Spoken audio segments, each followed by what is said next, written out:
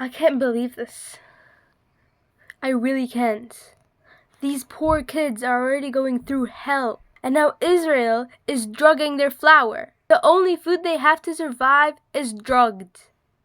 And after waiting for hours and hours for the humanitarian aid, all they get is drugged flour. That makes them hallucinate and die at the end. So if the bombs don't get them, at least they'll get poisoned to death. How beautiful is that? People still stand with Israel. I can't believe that. When people drug drinks at bars and at parties, everyone goes crazy, and then they can go in prison for up to 10 years or more. And these poor kids, they're getting drugged without them knowing. Opioid pills have been found in the flour. The mothers that were making bread for their little babies, they found these pills, and they're white, so they can't really know if it has been mixed with the flour or not. And guess what? That's the only food they have, so they have to eat it and try. Doctors have been telling the news about this, but no one's listening. Again.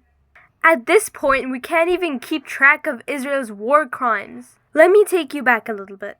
A group from the United Nations was in charge of the humanitarian aid going to Gaza, right? And so Israel blamed them for helping Hamas out. And Hamas town is even getting old at this point, but that's for another time.